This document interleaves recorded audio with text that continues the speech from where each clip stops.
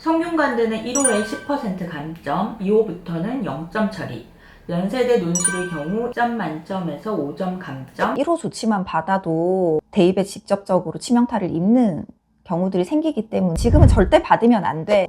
4년 보존으로 개정된 취지가 결국 뭘지를 생각해보면 앞으로도 어떤 방식으로든 반영된 가능성은 열려 있기 때문에 중학교 때부터도 좀 주의를 기울이셔야 할 것 같습니다.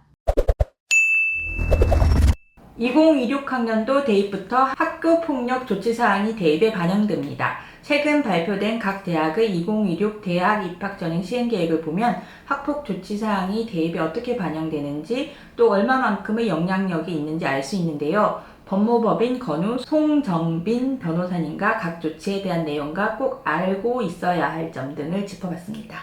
변호사님 안녕하세요. 네, 안녕하세요. 법무법인 건우의 송정빈 변호사입니다. 학교 폭력 사안이 발생하면 어떤 단계를 통해 진행되는 걸까요? 진행 과정을 알려주신다면. 먼저 피해 학생 측이 117이나 학교 등에 먼저 신고를 하는 것으로부터 모든 사건은 시작이 됩니다. 이 신고가 접수가 되면 학교에서는 먼저 피해 학생과 가해 학생을 불러서 사실 확인 절차를 거치고요. 그 다음에 전담 조사관이 학교에 배정돼서 이 사안을 조사하게 됩니다. 사안을 조사하고 난 뒤에는 학교 내에 있는 전담 기구를 통해서 이제 심의를 하고요. 이 심의에서 이 사안 자체가 경한 사안이다, 좀 중요도가 떨어지는 사안이다, 그렇게 심각하지 않다라고 한다면 학교장 자체 해결로 갈 수 있고, 사안이 좀 중대한 사안이다, 그리고 이 피해 학생이 학폭위로 가는 것을 원하고 있다라고 할 경우는 이제 교육청 내에 있는 제로센터 사례회의와 심의위원회, 우리가 흔히 학폭위라고 하는 이 학폭위를 거쳐서 조치 결정이 내려지게 됩니다. 2026 대입 입학전형 시행계획을 보면 학폭의 대입 반영 방법으로 크게 자격기준, 정성평가, 정량평가 이 세 가지로 분류가 가능할 것 같습니다.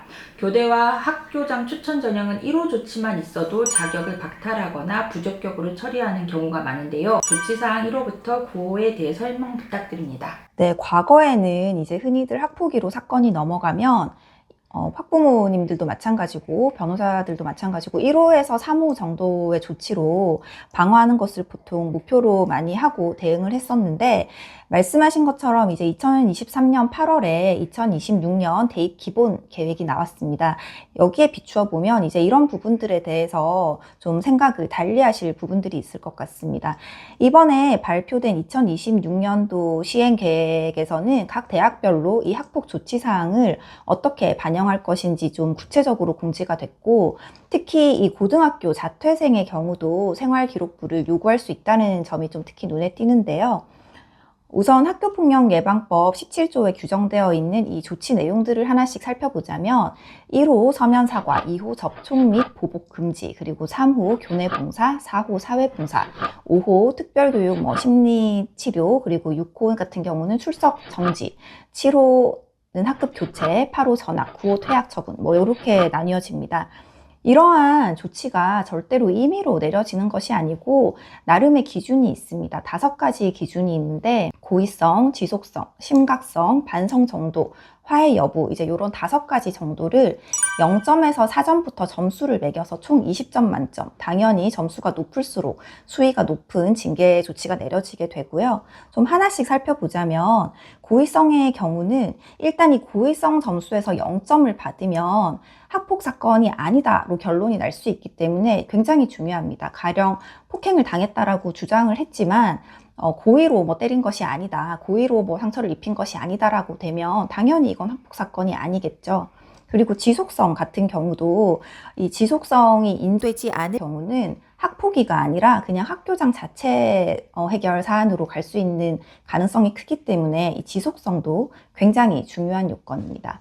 그리고 세 번째, 심각성인데요. 이 심각성이 특히 높은 대표적인 유형이 성범죄가 있을 수 있고요. 그리고 폭행 중에서도 집단 폭행, 흉기를 이용한 특수 폭행, 이런 부분들은 당연히 좀 심각성이 높고, 하나 유의하실 게 따돌림 같은 경우도 요즘 굉장히 사회적으로 문제가 많이 되다 보니까 점점 이 조치의 수위를 좀 높이는 추세인 거 좀 기억을 하셔야 될 것 같습니다. 그리고 남은 게 이제 반성 정도와 이제 화해 여부 이런 것들인데, 사실 이 두 기준은 좀 추상적이기는 해요. 근데 반성 정도도 뭐 내가 얼마나 반성을 했는지 뿐만이 아니고, 이 신고 이후에 가해 학생이 어떤 태도로 학교를 다녔는지, 얼마나 좀 자중하는 모습을 보였는지, 또 성실하게 수업에 임하고 친구들과 지냈는지, 이런 것들 다 반영이 되니까 계속 주의를 하셔야 되고요. 마지막으로 화해 여부 같은 경우는 사실 그렇습니다. 학폭 사건까지 올 때 화해가 된 사건은 거의 학폭위로 오지 않겠죠. 다만 이제 화해는 이루어지지 않았지만 그 신고 이후에도 내가 계속 좀 진솔한 태도로 화해를 시도했다라는 정황들은 충분히 참작이 될 수 있으니까 이런 부분들도 좀 주의하시면 좋을 것 같고, 피해 학생 측에서 나는 앞으로도 절대 이 가해 학생과 화해할 마음이 없다라고 하면 당연히 좀 불이익을 받으실 수밖에 없죠. 이렇게 이제 점수를 항목별로 0점부터 4점까지 5가지 항목에 쭉 매기는데, 이걸 뭐 점수를 매겼다고 해서 여기서 끝나는 것이 아니고, 이 총점을 두고 또 이제 학폭위에서 어느 정도 재량을 발휘해서 감해주는 경우도 있습니다. 학생부 종합전형의 경우 정성평가 방법으로 반영되는 경우가 많고, 논술이나 정시전형의 경우 정량평가 방식을 많이 사용하고 있는데요. 4호부터는 아예 대입을 치르기 힘들 것 같은데 보통 어떤 경우 4호 처분 이상이 나오나요? 네, 앞서 말씀드렸던 것처럼 이제 학교 폭력 사건이 접수가 되면 이 전담 조사관이 조사를 하게 되고, 학교장 자체 해결사안, 경미한 사안이라면 물론 이제 학폭위까지 넘어가지 않고 마무리가 될 수 있지만, 심각하다거나 피해 학생의 강력한 요청이 있다 그러면 학폭위로 넘어갈 수밖에 없습니다. 그 1호가 서면 사과, 2호 접근 금지, 보복 금지, 그 다음에 3호 같은 경우가 이제 교내 봉사인데요.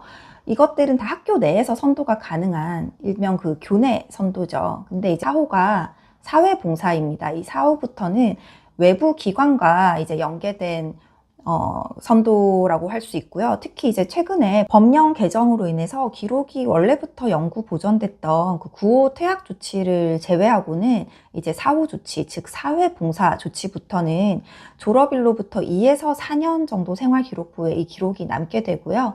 졸업 직전 심의를 통해서 삭제되지 않는 한 최대한 4년까지 남을 수밖에 없기 때문에 입시에 당연히 큰 영향을 미칠 수밖에 없습니다.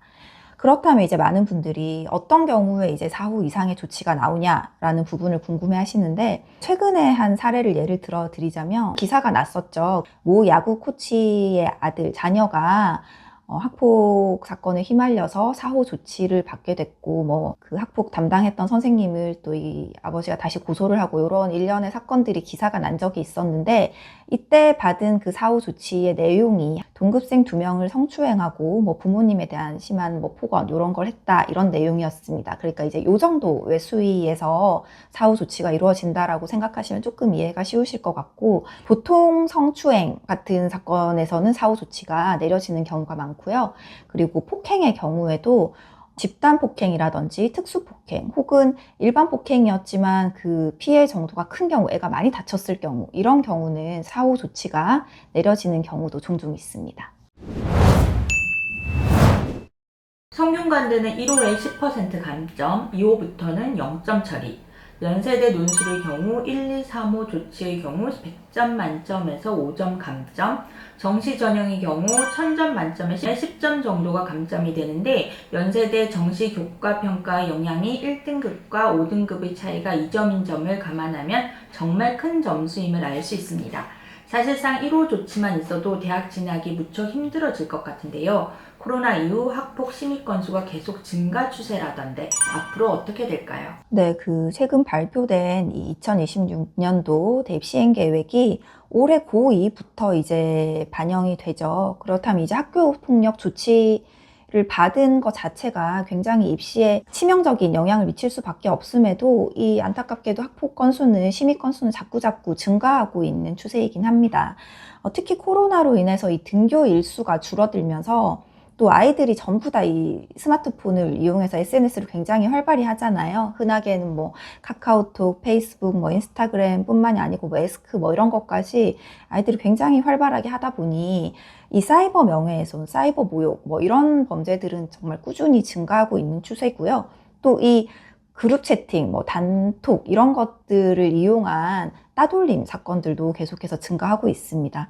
다만 이제 2026년 시행계획에서 학폭 관련 사항을 좀 의무적으로 반영하기로 했고, 또 생기부 기록 보존 기간도 대폭 늘어났기 때문에 이 학폭 사안을 결국은 좀 더 엄중히 다루겠다는 거거든요. 그러다 보니까 이제 학폭 심의 건수도 좀 감소하는 것을 기대해 볼 수 있지 않을까 합니다. 그런데 심의 건수는 줄 수 있어도 만약에 학폭이 일어나면 더 좀 치열하게 공방이 이루어질 것 같기도 한데요. 그렇죠. 이제는 1호 조치만 받아도 대입에 직접적으로 치명타를 입는 경우들이 생기기 때문에 예전에는 조금 뭐 여기까지만 받아도 뭐 하는 약간 이게 있다면 지금은 절대 받으면 안 돼 쪽으로 사실 더 갈 수밖에 없기 때문에 공방은 더 당연히 치열해질 것 같고, 그렇기 때문에 각 가정에서 이 학폭 사건에 최대한 휘말리지 않도록 좀 미리 교육을 좀 철저히 해주시는 것도 필요할 것 같습니다. 요즘 학교 폭력 경향은 어떤가요? 요즘 학교 폭력 경향은 뭐 제 생각도 그렇지만 현재 지금도 뭐 학폭위에 계시는 분들 말씀을 들어보아도 작게 시작해서 크게 간다가 이 학폭의 좀 추세 경향이라고 볼 수 있는데, 물론 이 모든 유형을 불문하고 학교 폭력은 피해 학생들에게 정말 씻을 수 없는 상처를 주죠. 근데 문제는 객관적으로 봤을 때는 단순히 이제 아이들 간에 일어날 수 있는 어느 정도 뭐 트러블 혹은 뭐 갈등 요 정도인데, 부모님이 개입하고 나서부터는 일이 굉장히 크게 뭐 걷잡을 수 없이 가는 경우들이 많고, 아무리 사안이 경미해서 뭐 학교장 자체 해결 사안이다 하더라도 말씀드린 것처럼 피해 학생 측이 난 이거 학폭위 가겠다라고 하면 그때부터는 그 프로세스를 밟을 수밖에 없습니다. 그렇기 때문에 이제 좀 작게 시작해서 막 일이 일파만파 커지는 경우가 많고, 그 일례로 한 학급에서 이제 아이들이 뭐 무리지어 노는 무리들이 있잖아요. 이 무리 안에서 어떤 학생 하나가 좀 따돌림을 당했는데, 이 피해 학생의 아버지가 이 같이 어울려 놀던 이 아이를 직접적으로 따돌린 학생들 외에도 한 학급 아이들을 전부 다 이 따돌림의 방조라고 봐서 학폭위로 올린 그런 사안도 있었습니다. 또 이제 좀 추세 자체가 작게 시작해서 크게 가고, 가만히 있으면 내 아이만 이제 가해 학생으로 몰려서 피해를 입을 것 같다, 이제 이런 생각을 또 많이 하시게 되니까 또 하나 다른 추세는 쌍방으로 거의 대부분 가는 경우가 많다는 점, 이것도 좀 주의를 하셔야 될 부분입니다. 가장 흔한 학폭 유형 중에 하나가 이제 따돌림인데요. 따돌림은 잘 알고 계시는 것처럼 한 명의 학생을 다수의 학생이 집단적으로 가해를 해서 이제 정신적인 충격, 스트레스를 심하게 주는 것들을 말하는데, 이 중에서 제일 중요한 거는 아까 제가 말씀드렸던 그 5가지 요건 중에서 지속성 여부가 제일 중요합니다. 이 지속적으로 가해 학생들이 피해 학생을 괴롭혔는지, 이게 제일 중요하고, 물론 이 따돌림 같은 경우는 형법에 규정된 범죄 행위는 아닙니다. 따돌림죄라는 건 없으니까요. 그렇기 때문에 명예훼손이라든지 폭행같이 형사 고소와 학폭위를 뭐 동시에 진행할 수 있는 사안은 아니지만, 사회적으로도 따돌림 자체가 굉장히 큰 문제가 되면서부터 점점 더 좀 엄중한 조치를 내리고 있는 상황이다라는 것 좀 주의하셔야 될 것 같고, 그 외에 또 학폭 관련 가장 또 흔한 사례는 아까 말씀드린 것처럼 SNS 등을 이용한 사이버 명예훼손, 사이버 모욕 이런 것들이 또 주류를 이루죠. 명예훼손 같은 경우는 조치까지 내려지는 명예훼손은 대부분 우리가 흔히들 뭐 패드립 이렇게 부르죠. 뭐 부모님에 대한 모욕적인 발언, 욕설 이런 걸 했을 때 조치까지 내려지는데, 보통의 경우는 1호, 2호 조치 정도에서 마무리가 되고, 이게 상당 기간 반복되고 지속성이 있다라고 하더라도 보통의 경우는 이제 3호 조치 안에서 마무리가 됩니다. 특히 주의하실 점은 이 명예훼손 사안은 일방만 가해자가 되는 게 아니고 거의 쌍방으로 많이 갑니다. 왜냐하면 대부분의 아이들이 뭐 한 번, 두 번은 참아도 계속 지속적으로 이런 얘기를 들으면 자기도 모르게 한번 욱해서 똑같이 맞대응하는 경우가 거의 대부분이거든요.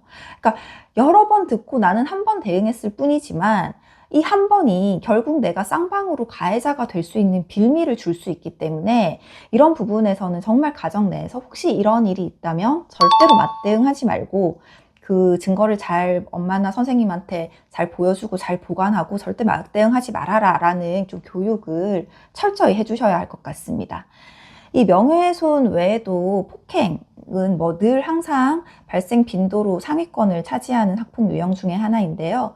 이 폭행은 물론 이 신체적인 물리적인 폭행 외에도 언어 폭행도 폭행의 범주에 포함이 됩니다. 뭐 가령 인격 모독적인 발언, 폭언 이런 것들인데 간혹 부모님들께서 시선 폭행을 당했다라는 이유로 학폭위까지 올리시는 경우도 있긴 있습니다. 근데 물론 이제 이런 경우는 거의 뭐 조치 없음으로 종결이 되고요.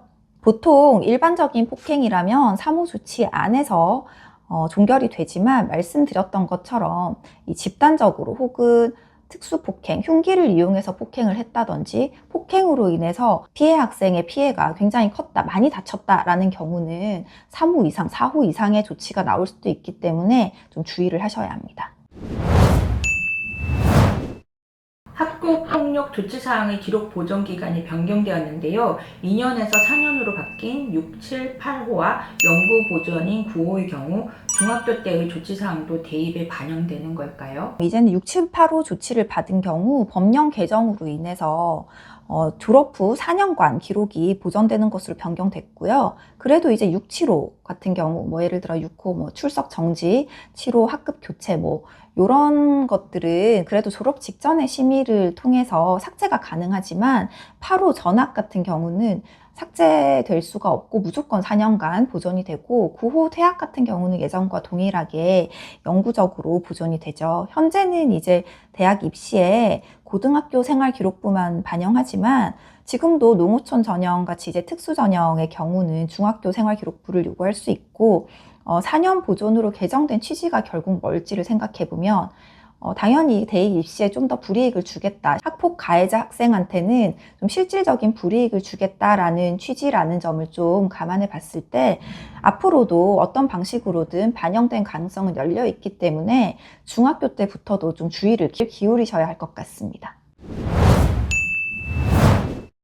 학교 폭력 대입 반영으로 학생과 학부모가 꼭 알아야 할 점이 있다면? 네, 일단은 가장 중요한 건 학폭 사건에 연루되지 않는 것이 제일 중요하죠. 이제 다만 말씀드린 것처럼 요즘은 작게 시작해서 굉장히 크게 가는 추세이기 때문에 아무리 내 아이가 실질적인 피해 학생이 맞다고 하더라도 이게 쌍방으로 가버릴 확률이 굉장히 높습니다. 그러니까 이런 부분에 대해서 각 가정 내에서 미리 좀 철저하게 교육을 해주시고 절대로 쉽게 맞대응을 한다든지 하지 말고 선생님이나 부모님께 꼭 먼저 알리고 증거를 잘 보존해 두라는 이런 교육들을 좀 철저히 하시는 게 필요할 것 같고요.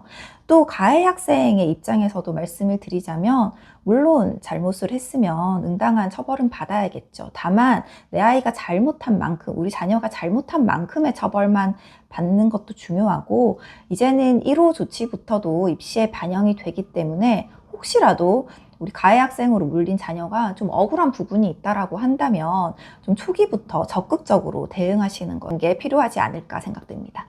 수고하셨습니다. 수고하셨습니다.